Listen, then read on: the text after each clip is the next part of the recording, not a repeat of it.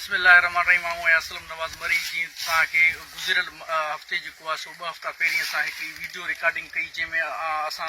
कमंद जो ज़िक्र कयो। कमंद में हिकु तमामु ख़तरनाक जेका आहे सा क़िस्म जी हिकिड़ी बीमारी लॻी, हिकिड़ो डिज़ीज़ लॻो, न सम्झण जहिड़ो डिज़ीज़ लॻो ऐं टडो अलहियार ज़िले में तक़रीबन 30 खां 35 एकड़ कमंद मुकमल तबाह करे चुको आहे। सिंध में असां वटि 6 खां 7 लख एकड़ ते कमंद पोखियो वञे थो। कमंद हिकिड़ो अहम फसल आहे, असां आबादकारनि जो हिकिड़ो सिंध जो मेजर क्रॉप सॼो वञे थो। हिन वक़्तु असां उन फील्ड ते मौजूदु आहियूं जेको फील्ड जेको आहे सो इफेक्ट थियो आहे। उन कुझु माहिरनि तरफ़ां जेको आहे सो एग्रीकल्चर रिसर्च ऑफिसरनि जे तरफ़ां एनालाइज़ कयो वियो आहे। उन्हनि ॿुधायो त फ्यूज़ेरियम जेको आहे सो उन जो अटैक थियो आहे इन कमनि ते, जेको तमामु घणो फैलिजी चुको आहे। हिन वक़्तु असां सां गॾु मौजूदु आहिनि फारान शुगर मिल वारनि जी तरफ़ां आगा माशूक साहब। असां उनखां कुझु मालूमात वठंदासीं। असां वटि 2 वैराइटियूं आहिनि जेके मुतासिर थियूं आहिनि, हिकिड़ी US 718, ॿी जेका आहे सा CPF 246। ऐं आगा माशूक साहब, तव्हां ॿुधायो त हीउ आख़िर मसइलो कीअं थियो, तव्हां हिन मर्ज़ खे कीअं था ॾिसो? हीउ कंट्रोल करण जहिड़ो मर्ज़ आहे या कोन, या अॻियां हली इन ते पाण आबादगार जेके आहिनि उहे कीअं हिन मर्ज़ खे कंट्रोल कनि या इन मर्ज़ खां कीअं बची सघनि? थैंक यू वरी साहब। एक्चुअली डॉक्टर साहब जेको आहे लास्ट तक़रीबन 4-5 साल खां जेको आहे इहा वैराइटी 718 ऐं CPF 246 जेका पोखे पियो त पहिरियों त प्रॉब्लम कोन हुयो हिन में, पर लास्ट ईयर जेको आहे 9 महीने में जेको आहे आटम प्लांटेशन जेका हुई उन में इहो डायग्नोस थियो। पर उहो लिमिटेड स्केल ते हो, प्राइमरी लेवल ते हो, जेको असां उन ते कंट्रोल कयोसीं। अधु एकड़ या 1.25 एकड़ जेको आहे उन में प्रॉब्लम थियो, पोइ उनखे डिटेक्शन कराईसीं, जो वाटर इरीगेशन स्टाफ कयोसीं, उनखे मेज़रमेंट वरितासीं, त उहा अलहमदिल्ला उन में उहो बचाव थी वियो। ऐं शइ फैक्ट्री हली वई त उन में जेको सप्लाई उहो जेको ॿियो कमु जेको आहे उहो इफेक्ट कोन थियो। उन खां पोइ जेको डिसाइड इहो थियो लास्ट ईयर त भई जेको आहे असांखे इन में सीड न वठो, ऐं सीड जेकी आहे उहा बिल्कुलु जेको चेंज करिणो आहे, सीड बैंक ठाहिणो आहे। अलहमदिल्ला फारान शुगर मिल पंहिंजे इलाइक़े में जेके सीड बैंक ठाहिराया आहिनि, उहो सीड बैंक नीड आहे, वक़्त जी ज़रूरत आहे। त सीड मां मल्टीप्लाई थिए थो, सीड बाउंड डिज़ीज़ आहे ऐं सॉइल बाउंड डिज़ीज़ आहे। त इन में जेको आहे क्रॉप रोटेशन वठणी आहे असांखे, साल खां 2 साल जेको आहे अप्रोक्सीमेटली जेको आहे इन की बीमारी कंट्रोल करण लाइ। ऐं जेको आहे पोइ हींअर जेको 5 महीने में जून में जेको आहे ॾिठोसीं पैचिस में इहा डिज़ीज़ जेकी आहे फाउंड थी। पोइ उनखे असां 29 जून ते जेको आहे डायग्नोस कयो त इनखे जेको फ्यूज़ेरियम जेको विल्ट जेको आहे डिज़ीज़ जेका उहा असां वटि नोटेड थी आहे। उनजो रिकमेंडेशन नज़र बि ॾिनीसीं, थाइफोनेट जेकी आहे फंजीसाइड जेको अप्लाई करायोसीं, उन सां गॾु लाइम हो, कैरोसिन्स वग़ैरह ऑयल जेका उहो हिकिड़ो सोल्यूशन ठाहे उनजा कुझु न कुझु जेको आहे रिज़ल्ट मिलिया आहिनि। पर छा आहे जो इन में क्रॉप जेको आहे अप्रोक्सीमेटली उन टाइम जेको 50-60% इफेक्ट थी चुको, जेको कंट्रोल लाइक न हो। असां कोशिशि कयूं था गॾिजी करे, पर पैथोजन डिज़ीज़ जेके ईंदी आहे उहो अप्रूव करणो पवंदो आहे। त इन में कोशिशि इहा आहे त हाणे सलाह करे जेको आहे त सीड बैंक जेको आहे, सीड नर्सरीज़ जेको आहे फ्रेश सीड जेको आहे ट्रीट करे उहो पोखियूं आईंदे लाइ जेको आहे, ऐं क्रॉप रोटेशन मस्ट आहे। तव्हां आबादकारनि खे इहो सजेस्ट करियो था त माना जेकॾहिं को अहिड़ो फील्ड हुजे या अहिड़ो कमंद हुजे जेको अॻे इफेक्टेड हुजे कंहिं बीमारी में, उन तां मतिलबु सीड जेको आहे हिन ते हा सीड लाइ खणो त पंहिंजी जेका नियरेस्ट तव्हांजी शुगर मिल्स आहे जंहिं तव्हां सप्लाई कयो था,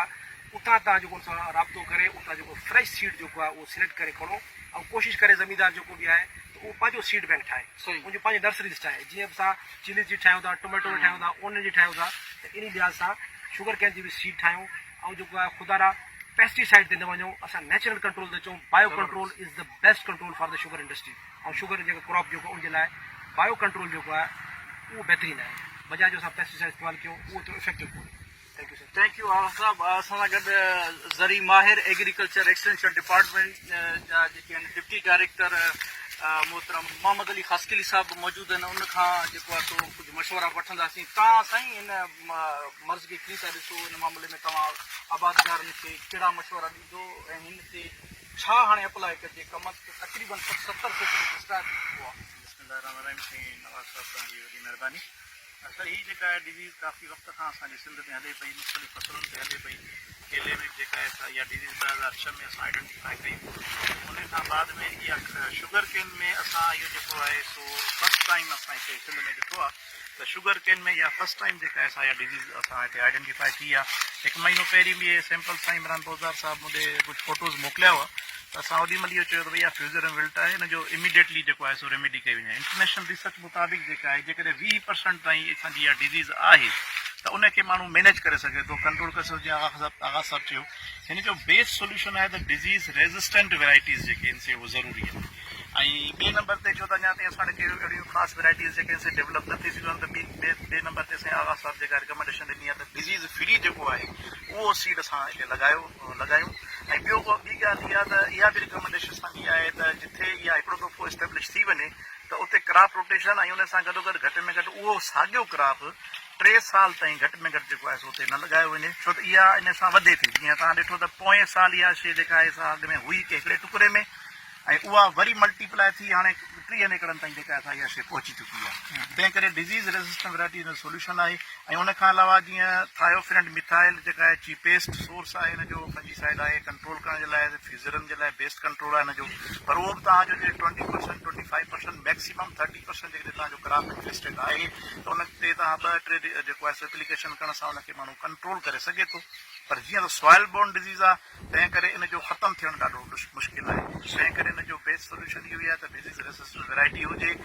क्रॉप रोटेशन हुजे 2 खां 3 साल ताईं जेको आहे सो उहो साॻियो क्रॉप उते न लॻायो वञे ऐं डिज़ीज़ फ्री जेको आहे सीड जेको आहे उहो उनजे लाइ कल्टिवेशन लाइ इस्तेमालु कयो वञे उनखां अलावा असां ट्राइकोडर्मा ते कमु कयो आहे जेको असां मैंगो ऑर्चर्ड में अलहमदुलिल्लाह असां सक्सेसफुल रहिया आहियूं त उहो बि हिन जो बेस्ट कंट्रोल आहे बायो फंजीसाइड आहे बायो कंट्रोल आहे उनजी बि जेका आहे असां हर 2-3 महीने जेका आहे असांजी जेकॾहिं प्रिपीटेशन एप्लीकेशन थींदी रहे त इनशाला इहा डिज़ीज़ जेका आहे सा एतिरे पैमाने ते असांखे नुक़सान न ॾेई सघंदी। महिरबानी मोहम्मद अली ख़ासि करे इमरान बोज़दार साहब मूंसां गॾु मौजूदु आहिनि पाण ज़री माहिर बि आहिनि ऐं ज़मीनदार बि आहिनि इमरान साहब तव्हां छा मशवरो ॾींदो आबादगारनि खे हिन मामले ते?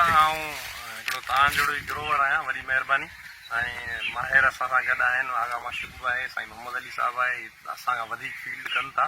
ऐं हिननि तमामु जेको बेस्ट मुंहिंजी नज़र में जेका ॻाल्हि हुई उहा हिननि करे छॾी आहे ऐं सिर्फ़ु हिकिड़ी शइ एड कंदुसि त असां वटि हिन टाइम ते ज़मीनदारनि खे